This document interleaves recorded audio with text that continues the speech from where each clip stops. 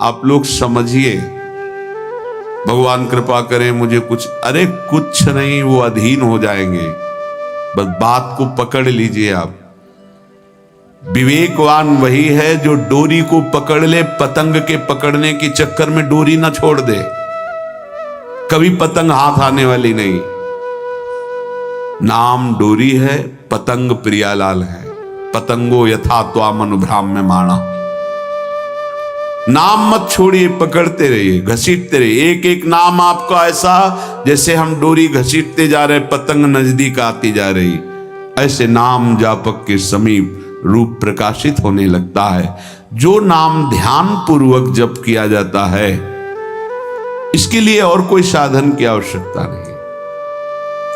देखो, अगर आप विद्वान शास्त्र पद्धतियों को जानने वाले जनों का संग करोगे तो ऐसे शब्द बोले जाते हैं। माना कि नाम की महिमा है। हम ये भी जानते हैं कि नाम की महिमा में अगर जरा भी बात करें तो अर्थवाद नामापराध लगता है। ये हम बहुत विद्वानों की बात करें, पर भाई शास्त्र भी तो आज्ञा करता है, शास्त्र विधि का पालन भी तो करना है। ऐसा थोड़ी है कि आप नाम के बल पर शास्त्र विधि का त्याग कर दें।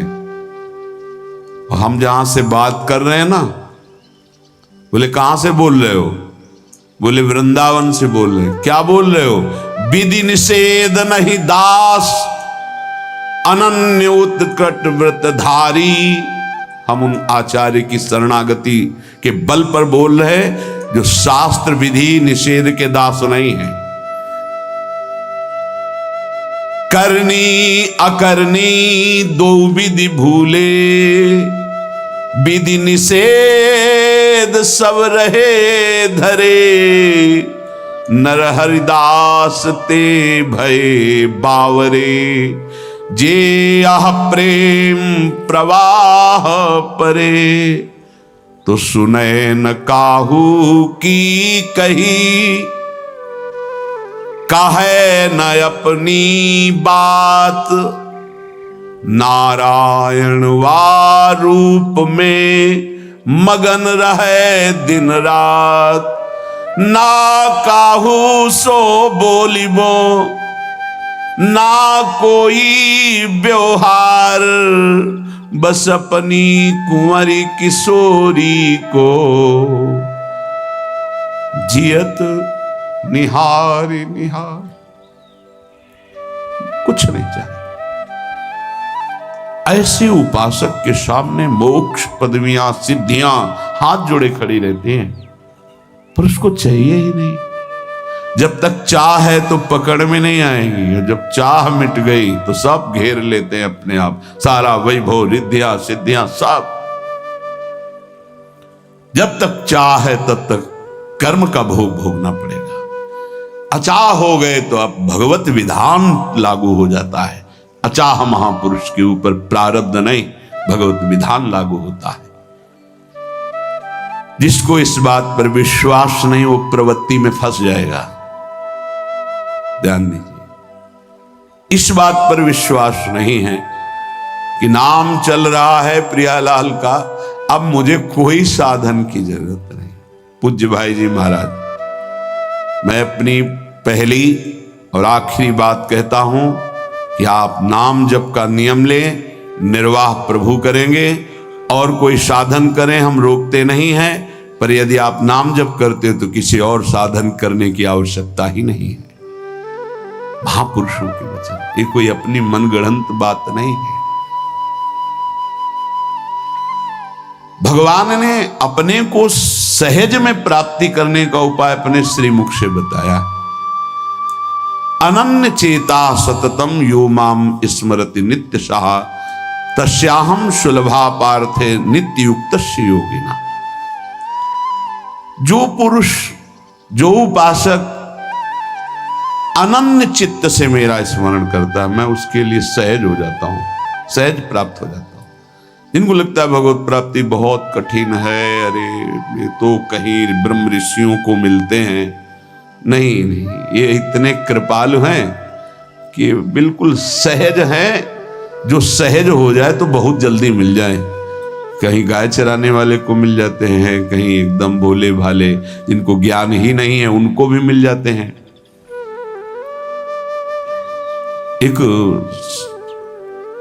बहुत ही भोला नवयुवक था, अढ़ैया नाम था उसका। अढ़ाई कहते हैं 2.5 किलो को। पहला आहार उसका 2.5 किलो का ही है, आगे आप श्रद्धा रखें तो और प्लस हो सकता है। लेकिन वो मतलब घर में माता पिता पधार गए तो उसे कोई 2.5 किलो आटे की कौन रोटी बना के दे। थोड़ा जब उसके अंदर चेतना जागृत हुई तो जब कहीं ठौर नहीं मिलती तो संतों का आश्रम मिलता है। एक आश्रम में गए, उन्होंने कहा हमको नौकरी में रख लो, कोई सेवा में रख लो। तुम्हारा नाम क्या है? बोले अढ़ैया। बोले कोई नाम है? बोले गांव के लोग कहते हैं क्योंकि 2.5 किलो हम पाते हैं। तो 2.5 किलो? बोले तौल के 2.5 किलो आटे का जब हम रोटी पाते तब हमारी बाल भोग होता है। आगे कोई श्रद्धा करे खीर पूड़ी, पर 2.5 किलो अन्न चाहिए। तो कहा यहाँ भंडारा है, तू रोज 2.5 किलो क्या 5 किलो पावे, क्या सेवा कर सकता है? उनका जो आप सेवा बताएंगे सिखाएंगे वो हम कर लेंगे। उनका तुम गाय चराया करो। गाय नहीं भाई, देखो हमारा वैष्णव सिद्धांत है, तुम गाय चराने जा रहे हो, हम यहां से तुम्हें अमनिया दे दिया करेंगे, जंगल में तुम बनाओ और वही ठाकुर जी को भोग लगाओ और पाओ। बिना भोग लगाए पाने का विधान हमारे आश्रम से आपका नहीं बन सकता। बोले हमको तो कुछ आता नहीं भोग लगाना, क्या भोग लगाएं? उनका जब आप बना लीजिएगा, क्योंकि अब यहां 2.5 किलो तुम्हारे लिए अलग से बन करके जाए, तुम अपना बनाओ, जो जो चाहो भंडारी से कह दिया दे दिया करो, वहीं लकड़ी बीनो, वहीं बनाओ और गाय चराओ और ठाकुर को भोग लगा के पाओ। जितना मनावे आप पाओ। पहले दिन भोग मिला तो बाटी बना, गरीब आदमी था, घर से तिरस्कृत था, वो सब जानता था। बाटी ऐसे उपला बीन लिए, बाटी बनाए, 2-4 आलू का भरता बनाया, 2.5 किलो आटे की बाटी। उसने कहा गुरुदेव के ठाकुर आओ भोग लगाओ आके। बड़े बड़े ऋषि मुनि मंत्रों से आवाहन करते रहते हैं, सरकार पधारते नहीं, केवल भाव से भोग लगाते। हुए इतने लीला बिहारी प्रभु आ गए श्री राम जी। अढ़ैया ने आंख खुरक लगी ऐसी तो आंख खोल के देखा, नवीन मेघ कांति, अरविंदाक्ष, सारंग धनुष धारण किए हुए सामने खड़े। कौन हो आप? हमें राम जी कहते हैं। आपने कहा गुरुदेव के ठाकुर आ, तो गुरुदेव तुम्हारे जो है उनके हम ठाकुर जी हैं। सही में आते हो तुम? बोले आए तो गए और हम पाएंगे। बड़ी खुशबू आ रही है आलू के भरता की, तुम्हारी बाटी बनी हुई। और गुरुदेव ने कहा तो भोग लगा के पाना, मतलब आप पाते तो हैं? नहीं सुना है। बोले नहीं पाते हैं, पर सबका नहीं पाते हैं। आप जैसे भक्त जब पुकारते तो बिल्कुल कुछ नहीं जानता था। इसीलिए हम कह रहे बड़े बड़े विद्वान और योगी जन रास्ता देखते रहते हैं। हरिवंश महाप्रभु ने इसीलिए लिखा है, मुनिमन ध्यान धरत नहीं पावत, करत विनोद संग बालक भट्ट। ये विनोद करते हैं, प्रकट हो जाते हैं बड़े बड़े मुनियों के जो ध्यान में नहीं आते। काश तो आप हमको ऐसे ही रखोगे, क्योंकि आप आ गए तो आप भी। तो प्रभु ने कहा जब तुम 2.5 किलो पा सकते हो तो हम तो 2.5 मन भी पा सकते हैं। बोले हमको ये पता नहीं था कि गुरुदेव के ठाकुर इतने भूखे रहते, पर आप अलग पत्तल में ले लो, अपने पूरे पत्तल में तुम आपको पाने दें। बोले भोग थोड़े ऐसे लगाया जाता है कि तुम अपना रखो, तुम अपना रखो। और बोले आंख मूंद कर तुम बैठो, जैसे तुम्हारे गुरुजी भोग लगाते हैं तो आंख मूंद लेते हैं, अब हम पाएंगे तुम्हारा। तो आंख मूंद लिया, चलो भाई पाओ। सोचा एक आध बाटी पा लेंगे, बीच बीच में खोल के देखता जाता, भगवान सब चाट गए। भगवान बड़े करत विनोद संग बालक भट, हरिवंश महाप्रभु कह रहे, करत विनोद संग बालक भट, मुनि मन ध्यान धरत नहीं पावत। आँख खोला, बोला आज हमको भूखे रखोगे?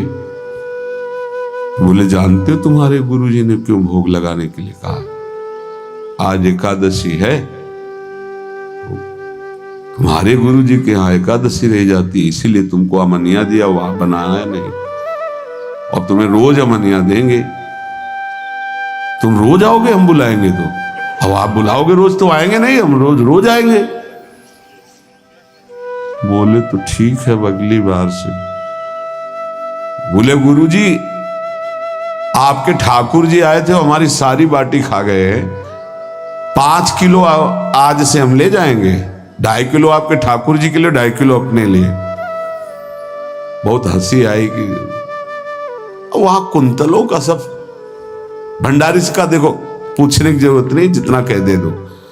5 किलो के हिसाब से आटा के अनुसार भरता बनाने के लिए आलू वगैरह से सुबह से गाय लेके निकल जाता, जंगल में छोड़ दिए, उपला में ने आग लगाई, बनाया, वो गोले गोले रख करके, उसमें कोई समय तो लगता नहीं। आग पकी हो तो बहुत सुंदर बाटी बनती है।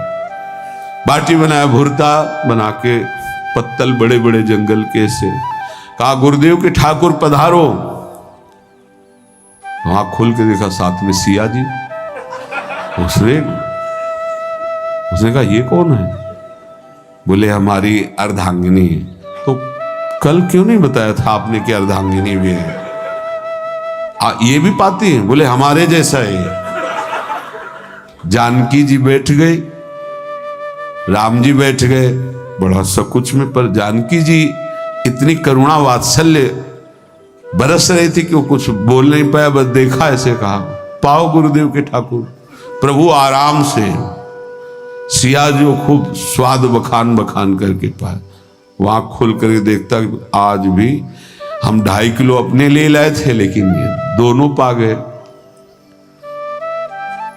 गुरुदेव 7.5 किलो। बोले क्यों? आपके ठाकुर की पत्नी भी है ना? कहाँ है? तो दोनों आए थे। किसी को विश्वास नहीं हो रहा था। दे दो भाई, अरे गाय को खवाएगा, दे दो, कुछ करेगा, क्या कमी है यहां? 7.5 किलो आटा ले गए। अब तो समय लगा, 3 बजे तक बाटी बन के तैयार हुई पत्तल में से। गुरुदेव के ठाकुर पधारो, बस उसको बुलाना होता था कि विनोदी प्रभु, साथ में लखन जी, राम जी, सिया जी, लखन। ऐसे देखा, ये कौन है? बोले छोटे भाई। आपके भाई भी है? हाँ है। पहले अब परिवार में कितने लोग हुआ? पहले बता देते तो हम वो सब आ जाते हैं। लक्ष्मण जी से कहा बहुत सरल भगत है, नाराज मत होना, चुपचाप पा लो। तीनों बैठे, बेचारा ऐसे ही रह गया। जब वो चले गए तो पत्तलों में जो किनका रहता था, एक अद्भुत आनंद। अगले दिन गया, बोल गुरुजी 10 किलो आटा चाहिए। वो कहा 10 किलो क्यों? बोले आपके ठाकुर जी भी आते हैं, उनके ठाकुरायन भी आते हैं, उनके परिवार के भाई भी आते हैं, गोरे गोरे थे वो। कैसे, इसको कैसे अनुभव हो सकता है? सिया राम लखन जी का बहुत हट किया। 10 किलो आटा लिया, पहुंच गए, बनाया, 4 बज गए, रखा। उस मन में सोच रहा था आपकी संख्या ना बढ़ जाए। कहा गुरुदेव के ठाकुर पधारो। विशाल गदा, भयंकर स्वरूप हनुमान जी महाराज। आँख खोला तो 3 स्वरूप में प्रभु खड़े हुए थे, सिया राम लखन, हनुमान जी चरणों में बैठे। पूछा ये कौन है?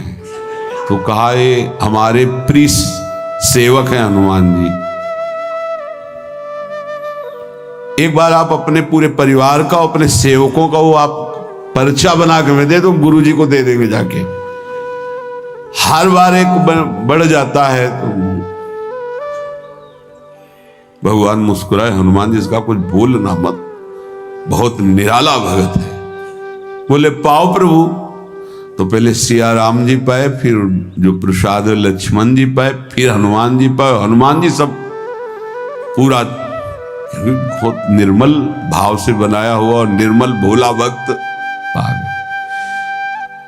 अगली बार कहा गुरुदेव 5 किलो एक्स्ट्रा में रख दो, 1 नंबर बढ़ता जाता है। आपके पहले ठाकुर जी आए, फिर ठाकुरायन जी आए, फिर उनके भाई आए, फिर इस बार तो बहुत भयानक रूप गदा लिए हुए लाल अरुण वर्ण शरीर का प्रकट हो रहा है। जिधर देखो कंचन वर्ण की कांति, मुख में अरुण वर्ण की कांति। हमने पूछा आपके ठाकुर जी से तो उन्होंने कहा कि वो सेवक हैं। उनको रोमांच हो रहा था कि क्या सही भगवान करुणा करके इसको दर्शन देते हैं। अब अगली बार अगर ये बात करेगा कि तो फिर अब हम इसकी परीक्षा लेंगे। ले गया एक्स्ट्रा में और बनाया सब। आओ गुरुदेव। अब तो पता था कोई आने वाला नहीं। गुरुदेव के ठाकुर 2 संख्या बढ़ गई। आंख खोल के देखा, कहा ये कौन है? तो कहा ये हमारे और भाई हैं, इनका नाम भरत है, इनका नाम शत्रुघ्न है। पहले महाराज बता देते ना कि आपके और भाई है, हमने कहा था आपसे प्रार्थना की थी। पाओ बचे नहीं ना, वो 2 संख्या ज्यादा हो। अगली बार गुरुदेव से कहा कि गुरुदेव 20 किलो वाली बोरी में भर दीजिए, अब हम दिन भर बनाएंगे क्योंकि आपके इतने ठाकुर हैं। आज गया लेकर सब ऐसे रख करके पत्तल डाल दिया, कहा गुरुदेव के ठाकुर पधारो। बिल्कुल नहीं बनाया। आ गए प्रभु। कहा कहां यार, तो खुशबू भी नहीं आ रही, ना बाटी की ना भरता की। बोले प्रभु आपके साथ पत्नी है ना और सेवक भी है, इतने दिन से तो हमारे हाथ का पाए, आज हम पाना चाहते हैं। आप बनाओ, अपने रुचि का बनाओ और पाओ। प्रभु ने सिया जी की तरफ देखा कि अलवेला भक्त। सिया जी ने कहा अनंत सामर्थ्यशाली शक्तियों की स्वामिनी।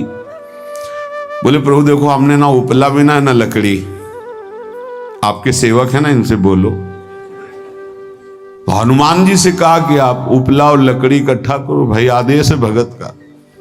लक्ष्मण जी चूल्हा जला रहे हैं, व्यवस्था आग की, और सिया जी के आंखों में आंसू भी आ रहे, धुआं भी लग रहा है, पर बना रहे। उसने कहा बनाओ, हम गाय एकत्रित करके आ रहे हैं। और भागा, वो आश्रम में गया। बोले गुरुदेव आज पूरे परिवार सहित हमने फंसा लिया है आपके ठाकुर को। तो उनका क्या फंसा लिया है? बोले बड़े ठाकुर, छोटे ठाकुर, सेवक, उनकी पत्नी और 2 भाई उनके, पूरा परिकर सब बना रहे रोटी बाटी सब। महाराज आप चलो, आपको शंका होती थी आज उनके हाथ कपाएंगे। तो उनको लगा कि पागल आदमी, राम जी, लखन जी, भरत, शत्रुघ्न, सिया जी, हनुमान जी, ये बड़े बड़े योगियों के ध्यान में आने वाले नहीं, ये कैसे एक गंवार आदमी जिसको कभी कोई नाम जपना नहीं आया, कोई ग्रंथ नहीं आया, उसके सामने। पर भगवान की दयालुता पर संशय नहीं करना चाहिए। चल के देखते हैं। जो जीव ही वहां गए, चूंकि निरंतर भजन परायण थे, वहां गए तो पूरा राम दरबार उपस्थित और बड़ा सुंदर व्यंजन स्वयं जानकी जी बना रहे। प्रभु के चरणों में साष्टांग दंडोत है। कहा प्रभु लीला समझ में नहीं आई। भगवान ने कहा देखो, जो ज्ञानी भक्त हैं उनके लिए मैं अत्यंत तर्क के द्वारा भी पकड़ में नहीं आता। जो विद्वान हैं उनकी विद्वता मुझे छू नहीं सकती, लेकिन जो दीन हैं और भोले हैं उनके सामने मैं अपने इस दिव्यता, इस महानता को देखो। तुम्हारे इस भक्त की आज्ञा पर हमारा पूरा परिकर लगा हुआ है सेवा में। ठाकुर जी की कृपा से जो गुरुदेव का प्रताप, जो ऐसा सौभाग्य मिला, परोसने में दोनों गुरु और शिष्य, पाने में प्रभु। बाद में जब प्रभु ने पा लिया तो जानकी जी ने उच्छिष्टामृत प्रभु का लेके और कहा देख आज तक तू मुझे देख नहीं पाया देखते हुए भी, इसीलिए कृपालु हैं।